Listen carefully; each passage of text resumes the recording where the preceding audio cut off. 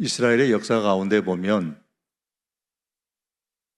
이스라엘 주변에 이스라엘을 끈질기게 괴롭혔던 민족들이 있습니다. 사사기 6장에 보면 이런 말씀이 나옵니다. 이스라엘이 파종한 때면 미디안 사람, 아말렉 사람, 동방 사람들이 치러 올라와서 진을 치고서 이스라엘의 토지 소산을 멸하고 먹을 것을 남겨두지 아니하고 양이나 소나 나귀도 남기지 아니하고 그로 통해서 이스라엘 백성들이 궁핍함이 심하였다 그랬습니다. 이런 일들이 비일비재하였기 때문에 이스라엘 사람들이 마음에 많은 수고를 했지만은 수고한 만큼 수확을 거두지 못하므로 수고한 대로 먹을 수만 있으면 좋겠다라는 마음이 들었습니다. 여러분, 이 시대에도 현대판의 아말렉이나 미디안이나 혹은 블레셋 이런 족속들이, 이런 사람과 이런 환경들이 언제나 우리 사방에 깔려 있습니다. 따라서 열심히 산다고 해서 자동적으로 풍성한 열매를 얻는 것은 아닙니다. 열심히 수고하고 수고의 열매를 다 가져오면 좋겠는데 뜻하지 않는 보이스피싱에 걸리기도 하고 금융 사기를 당하고 전세금을 탈취당하기도 하고 다른 사람들이 빼앗아 갑니다. 그렇지 않으면 어떤 특별한 갑작스러운 질병이나 사건, 사고나 혹은 주변의 기근이나 다른 재난으로 인하여서 잃어버리게 되어서 결국은 많은 것을 상실하고 헛수고로 끝나는 경우가 있습니다. 시편 127편 2절에 보면 수고의 떡을 먹음이 헛되도다라고 했습니다. 이처럼 수고해도 헛된 경우가 우리의 삶에는 많이 있습니다. 이런 세상 가운데 살면서 우리의 수고가 헛되지 않고 수고한 것만큼 거둬들일 수만 있다면 얼마나 좋겠습니까? 이것이 가능할까요? 성경은 가능하다고 말씀합니다. 오늘 본문 2절은 말씀합니다. 내가 내 손이 수고한 대로 먹을 것이라. 내가 복되고 형통하리로다. 내 손이 수고한 대로 먹을 수 있다고 말씀합니다. 그리고 이것을 복이요 형통이라 그랬습니다. 그렇습니다. 손으로 수고한 대로 먹을 수 있다는 그 자체가 복입니다. 노동의 대가를 정당하게 얻는 것은 큰 복입니다. 또한 둘러보면 우리가 사는 사회에는 가정의 불화로 인해서 발생하는 수많은 불행한 일들이 일어납니다. 지난 7월에 인천의 송도의 한 아파트에서 사제 총기를 사용하여서 아들을 살해한 사건이 있었습니다. 60대 아버지가 직접 제작한 총으로 30대 아들을 살해한 이후에 서울 자택에는 폭발물 15개를 설치해 두었다는 큰 충격을 주기도 했습니다. 경찰은 이 사건의 동기가 가정 불화로 추정을 했습니다. 또한 부산 금정구의 한 가정에서는 한 남성이 말담 틈 중에 아내를 흉기로 살해한 사건도 있었고, 용인에서는 60대 남성이 부모와 배우자와 두 딸 등 5명을 숨지게 했고, 김포에서는 30대 남성이 부모와 형을 살해하기도 했습니다. 경찰청에 따르면 2020년에서 2022년에는 전체 살인 사건 중에 가족과 친척 간의 피해자 비율이 30% 안팎 정도였는데 그것도 크죠. 그런데 2023년에 와서는 55.1%로 증가했다고 했습니다. 가정이 무너지고 있는 시대입니다. 그런데 성경은 이러한 가정 불화의 요인을 없앨 수 있다고 말씀을 합니다. 3절의 말씀 보시면 내 집 안방에 있는 내 아내는 결실한 포도나무 같으며 내 식탁에 둘러앉은 자식들은 어린 감람나무 같으리로다. 아내는 결실한 포도나무와 같고 자녀들은 어린 감람나무와 같은 이런 비유를 하며 이런 가정이 있다 그랬습니다. 포도나무와 감람나무는 이스라엘의 대표적인 나무들입니다. 포도나무는 사람을 기쁘게 해주는 포도 열매를 맺고 거기서 포도주를 얻습니다. 이스라엘의 포도 열매로 만든 포도주는 잔치에서 빠지지 않는 필수품입니다. 기쁜 잔치에 기쁨을 더해주는 것이 포도나무의 열매입니다. 그러므로 아내가 포도나무와 같다라는 것은 아내가 가족들에게 기쁨을 준다는 뜻입니다. 그런데 여러분, 포도나무가 다른 나무들에 비해서 그 모양이 아름답습니까? 제가 볼 때는 그렇지 않아요. 포도나무를 아무리 봐도 복숭아나무나 사과나무 봄이 되면은 핑크빛 꽃이 피고 하얀 꽃이 피는 그 아름다운 모습은 이 포도나무에서 찾아볼 수가 없습니다. 하지만 그 열매가 많이 달고 아름답고 귀합니다. 잔치에 모인 사람들에게 큰 기쁨을 줍니다. 여기에 포도나무의 아름다움이 있습니다. 가정의 아내 역시 마찬가지입니다. 아내의 가치는 외모에 있지 않습니다. 사실 아무리 아름다운 여인도 일단 결혼해서 몇 개월이 지나다 보면 아내의 외적인 아름다움을 느끼지 못하는 것이 일반적인 현상입니다. 같이 살면서 느끼는 것은 진짜 아내의 아름다움이 어디에 있느냐? 내면에서 나온다는 것을 깨닫게 됩니다. 잔치집의 포도주처럼 가족들에게 기쁨을 주는 그런 아내, 그런 어머니가 있는 가정을 이룬다는 것은 큰 복입니다. 또한 자식은 어린 감람나무와 같다고 했습니다. 노아의 홍수 이후 비둘기가 감람나무 새 잎사귀를 물고 돌아온 것은 홍수가 끝났음을 알리는 희망의 상징이요, 새로운 하나님의 축복과 평화를 알리는 신호였습니다. 이처럼 감람나무는 여러 가지 의미가 있기는 하지만 가장 일반적인 것이 희망과 평화 혹은 승리를 상징합니다. 자녀를 어린 감람나무라고 표현하는 것은 자녀에게 미래가 있다는 말입니다. 감람나무인데 어린 감람나무예요. 미래가 있는 거예요. 쭉쭉 뻗어갈 희망이 있습니다. 꿈나무입니다. 더 나아가서 6절에 보면 이 희망이 자손에서 자손으로 계속 이어진다고 했습니다. 이렇게 포도나무와 같은 아내, 어린 감람나무와 같은 자녀들로 인해 기쁨과 희망과 평화가 가득한 가정이 있습니다. 이런 가정을 우리는 누구나 기대합니다. 기대만이 아니라 충분히 이런 가정을 가꾸고 이루고 살 수가 있습니다. 그런데 사람이 살아가는데 노동의 복이나 가정의 복만 필요한 것이 아닙니다. 사람은 영적인 존재이기 때문에 영적인 복을 누려야 비로소 진정한 행복의 삶을 살 수가 있습니다. 영이 타락하면 개인적으로는 죄의 문제를 해결하지 못하고 따라서 예수님을 믿지 못하는 것은 당연한 일이지만 거기에 더하여서 영이 타락하게 되면 세상이 무서운 것으로 변질됩니다. 아담과 하와의 영이 타락한 이후의 세상에 대해 성경은 창세기에서 이렇게 말씀합니다. 사람의 죄악이 세상의 가득함과 그의 마음에 생각하는 모든 계획이 항상 악하다라고 했습니다. 죄악이 세상에 가득합니다. 언제요? 영이 타락할 때. 이 영적인 타락은 필연적으로 인간의 도덕성과 양심의 타락으로 이어지게 되고 이것은 인간의 내적인 붕괴를 가져오게 됩니다. 그 결과로 사회 전반의 태폐적인 문화와 생활 방식이 확산되어집니다. 태폐적인 문화는 여러 종류가 있지만 마약 산업의 확산이나 성산업의 태폐적인 확산을 가져오게 되고 이는 마약과 성 관련 범죄 증가 그리고 2차적인 피해를 원인이 되는 그런 요소가 됩니다. 예를 들면 필리핀을 투약한 한 남성이 길을 가다가 60대의 남성을 무차별 폭행해서 숨지게 하는 사건도 그와 같은 종류죠. 국내 마약 사범이 매년 증가한다고 합니다.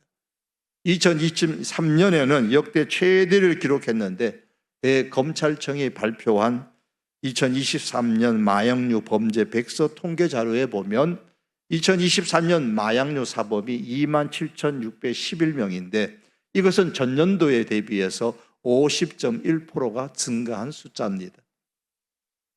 현재 우리나라의 마약 문제는 심각합니다. 우리는 그 마약과 좀 거리가 먼 분들이잖아요. 그러다 보니까 그렇게 심각하게 생각하지를 않습니다.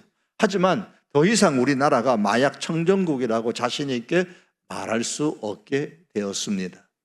10대의 마약 사범은 2023년 14,770명, 2022년 대비 3배 이상 증가했습니다. 역대 최초로 10대 마약류 사범이 10,000명을 넘어갑니다. 20대 마약 사범도 2023년보다 44.2%가 늘었습니다. 전체 마약 사범 중에 10대와 20대의 젊은 마약 중독 비율이 35.6%로 역대 최고치에 이르렀습니다. 세명대 경찰학과 교수는 한국의 마약 범죄의 평균 암수율이라는 것은 그 마약 사범을 검거한 것에 비해서 실제로 검거를 못했지만은 실제로 이렇게 마약을 하는 사람의 수를 계산하는 배수를 말하는데 28.5배수라고 합니다. 그러냐면 검거한 마약 사람 사범의 숫자보다 실제 마약을 하고 있는 사람의 숫자가 28배가 더 많다는 겁니다. 심지어 한 수사기관의 전문가는 자녀의 마약 범죄를 부모들이 숨기는 경향이 있기 때문에 그 자녀의 미래를 위해서 숨긴다는 거예요. 그러다 보니까 실제로 발생하는 이 범죄는 검거하는 수보다 100배에 이를 것이다, 그렇게 말하기도 했습니다. 그렇다면 그것에 근거한다면 이 10대, 20대의 마약 사범은 엄청납니다. 마약류를 사용하게 되는 가장 큰 사회적인 요인을 조사한 그 통계를 보니까 쾌락 풍조가 33.8, 접할 기회가 늘어나서 여기저기에서 마약을 이렇게 쉽게 구입할 수 있는 그런 시대적 환경이 되어졌다. 그래서 구입한다는 거예요. 20.6%. 도덕성이 감소되어져서 10.2%. 이것만 합쳐도 벌써 60%가 훨씬 넘습니다. 영적 타락으로 발생하는 이 퇴폐 문화는 마약만이 아니죠. 사회 전반에 걸쳐서 부정적인 요소들이 많이 발생합니다. 성경은 영적 타락의 현상으로 나타나는 것 중에 하나로 동성애를 지목하고 있습니다. 영적 타락의 하나의 지표입니다. 로마서 1장 26절과 27절에 보면 그들의 여자들도 순리대로 쓸 것을 바꾸어 영리로 쓰며 그와 같이 남자들도 순리대로 여자 쓰기를 버리고 서로 향하여 음욕이 불릴 듯하며 남자가 남자와 더불어 부끄러운 일을 행하여 그들의 그릇 때문에 상당한 보응을 그들 자신이 받았느니라고 했습니다. 인간의 이런 도덕성과 양심의 타락으로 인해서 인간의 내면이 붕괴되고 그로 인해서 퇴폐적인 문화와 생활 방식이 지금 사회 전반에 팽배한데 어떻게 이것을 막을 수 있을까요? 성경은 이 모든 현상이 영적 타락으로 말미암아 비록되었기 때문에 근본적으로 영적인 복을 받아야 가능하다고 말씀합니다. 그런데 사람은 이런 영적인 복을 받을 수가 있습니다. 5절의 말씀 보면 여호와께서 시온에서 내게 복을 주실지어다 너는 평생의 예루살렘의 번영을 본다라고 했습니다. 여기서 시온은 예루살렘을 말합니다. 예루살렘에는 성전이 있습니다. 그러므로 시온에서 내게 복을 주실지어다라는 말씀과 예루살렘의 번영은 별개가 아니고 성전으로부터 흘러나오는 영적인 복, 그로 인해서 그 사회 전반에 흐르는 하나님의 영적인 축복을 말합니다. 이것을 오늘날로 말하면 교회의 복과 연결되어 있습니다. 교회의 축복이 개인과 가정으로 영적인 축복이 되어져서 흘러갑니다. 이것이 또한 사회로 흘러가게 되는 겁니다.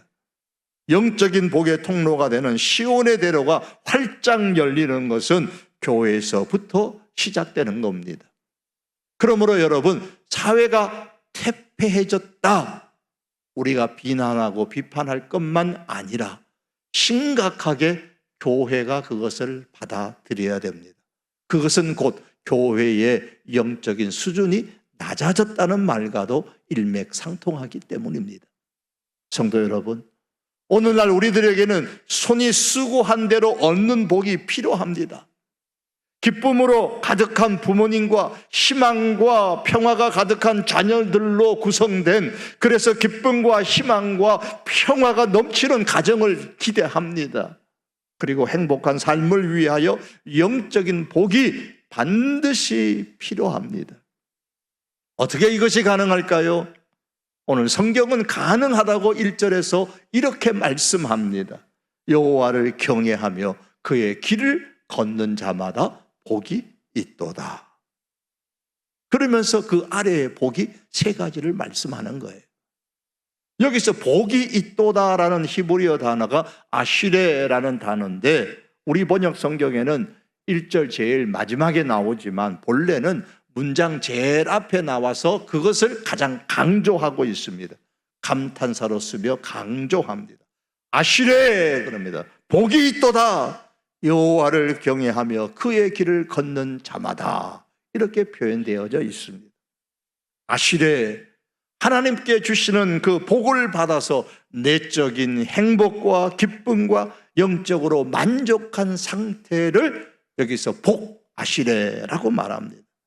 한마디로 지금 행복한 상태에 있다는 말입니다.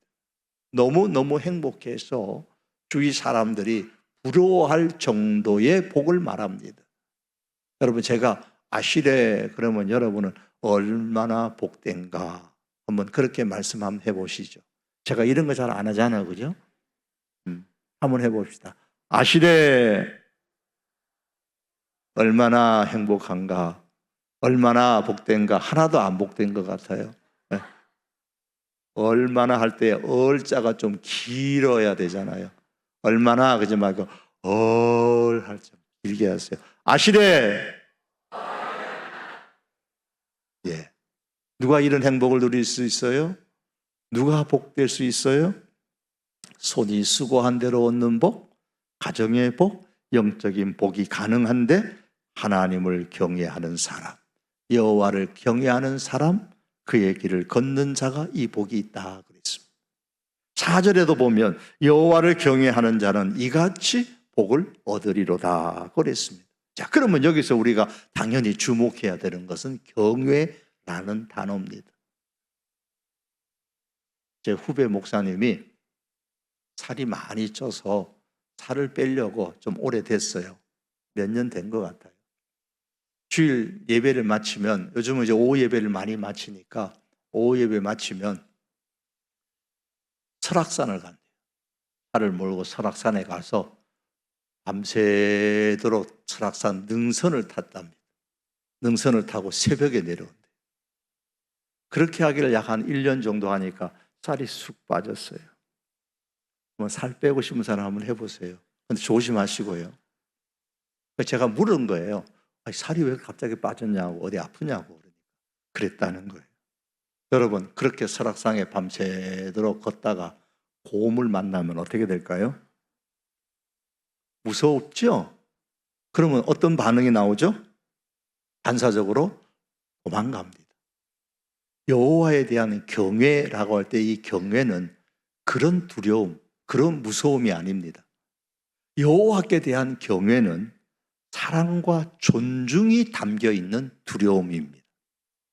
감히 너무너무 좋아하는데, 너무너무 존중하는데 가까이 하기에는 먼 당신처럼, 그런 의미가 바로 경외라는 단어예요.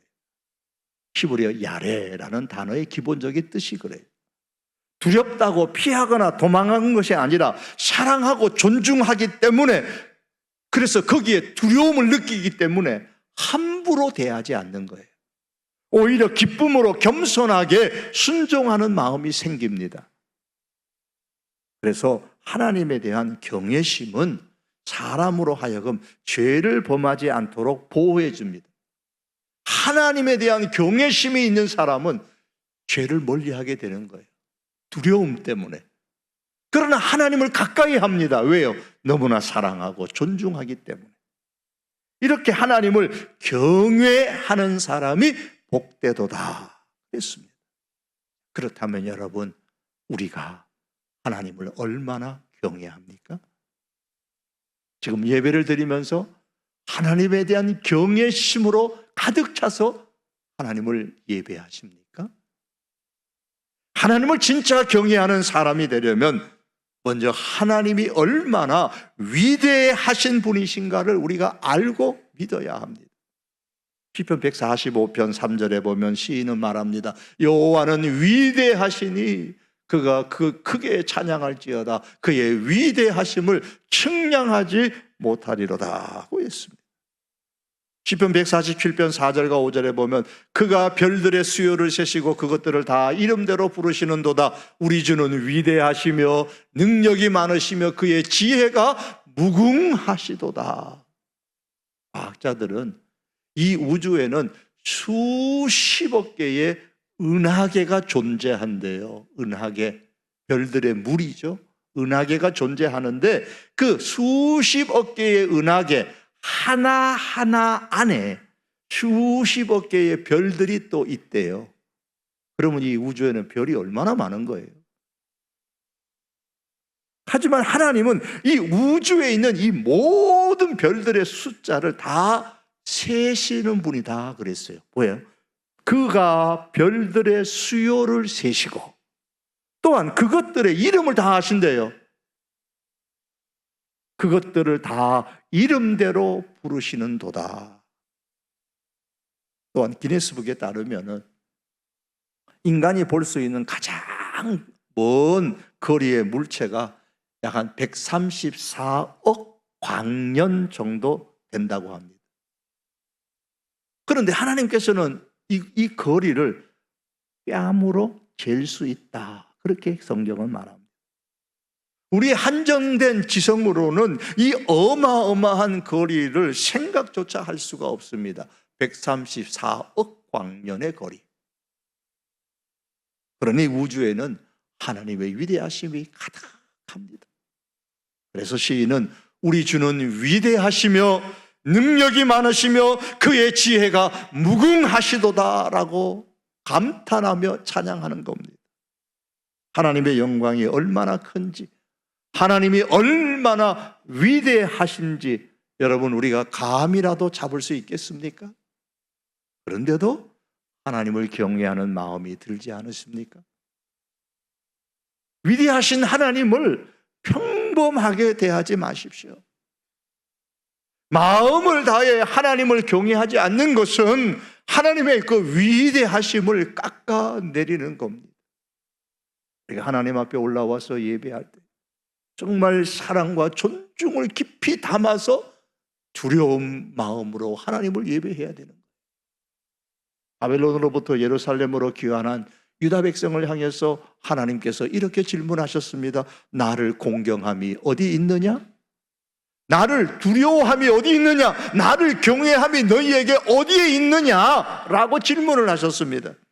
하나님께서는 소위 하나님의 백성이라고 하는 유다 백성을 향해서 하나님에 대한 그들의 행동이 무례하고 불경건하다고 지적을 하셨습니다. 이를 좀 더 실감 있게 깨닫도록 하기 위해서 말라기 1장에서 이렇게 말씀하셨습니다. 이제 그것을 너의 총독에게 드려보라. 그가 너를 기뻐하겠으며 너를 받아 주겠느냐? 너희들이 내게 주는 그것을 한번 너희 총독에게 한번 갖다 줘봐라. 총독이 그것을 기뻐하겠느냐? 과연 받아주겠느냐? 이러고도 너희가 나를 경외한다고 말할 수 있느냐? 반문하고 계십니다. 사랑하는 성도 여러분, 우리는 어떨까요? 하나님은 동일한 질문을 하십니다. 나를 공경함이 어디 있느냐? 나를 두려워함이 어디 있느냐? 나를 경외함이 과연 너희에게 있느냐?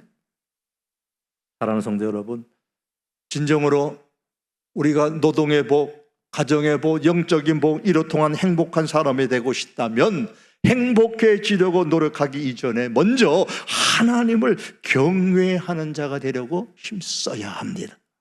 그리고 하나님을 경외하는 사람이 되기를 결단을 했다면 내 주변의 모든 것, 자녀와 재정과 일터와 친구와 등등의 복잡한 삶의 모든 과정 속에서 지금 내가 무엇을 내려놓아야 하나님을 경외하는 것인지, 내가 무엇을 선택해야 하나님을 경외하는 것인지 우리가 고민하고 결단해야 합니다. 만일에 내가 무엇을 선택해야 할지, 무엇을 내려놓아야 할지 혼란스럽다면 그 이유는 하나님을 경외하는 데에 머뭇거리고 있기 때문입니다. 나는 하나님을 경외하기로 일단 결단을 내리면 선명해집니다. 분명해집니다. 내가 무엇을 선택해야 될지 분명해지고 내가 무엇을 버려야 될지 분명해집니다. 하나님을 경외하는 사람은 하나님의 말씀에 순종하지 않거나 타협하는 것이 더 유리해 보이는 그런 상황 속에서조차도 하나님께 기꺼이 순종하려고 애를 씁니다. 그래서 오늘 본문 1절은 여호와 하나님을 경외하는 것과 하나님의 길을 걷는 것을 지금 나란히 두는 거예요. 경외하는 것과 그의 길을 걷는 것은 같다 그 말입니다.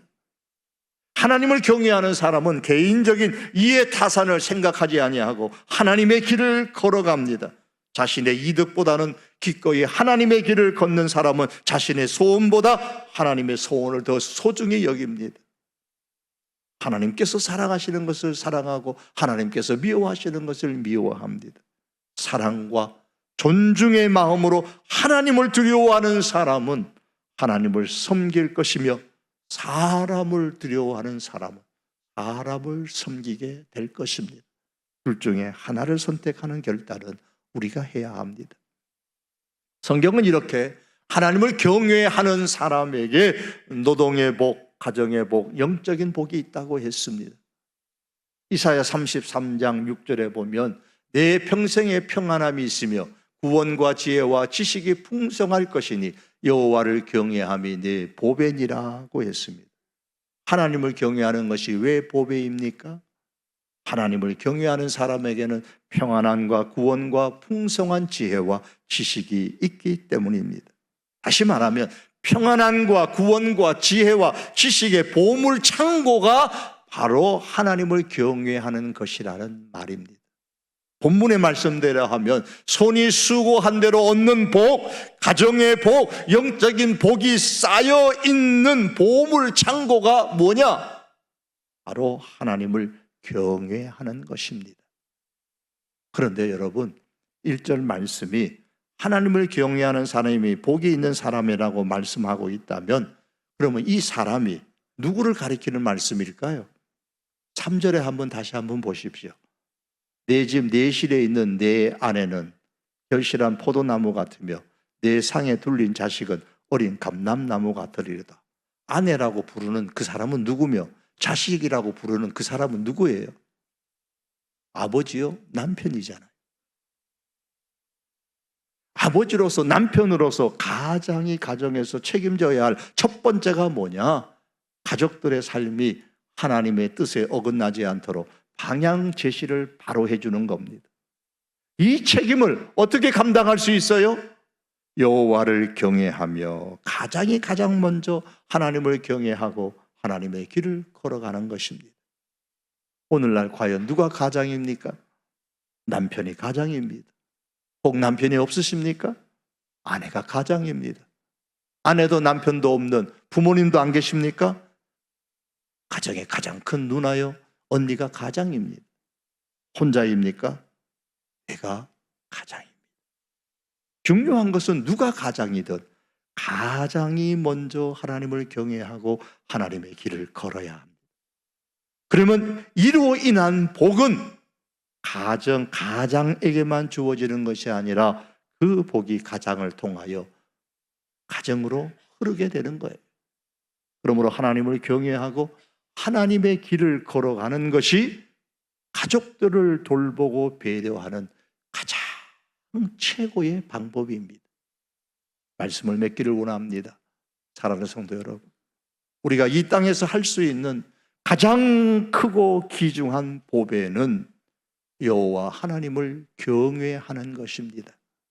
존중과 사랑에서 우러나오는 경건한 두려움으로 하나님을 경외하십시다.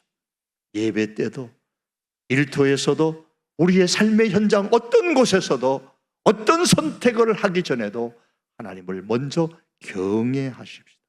그리고 하나님의 길로 걸어감으로 통하여서 주위의 사람들이 부러워하는 그러한 노동의 복, 가정의 복, 영적인 복을 하나님께로부터 받아 누리는 삶이 될 수 있기를 주님의 이름으로 축복합니다. 기도드립니다.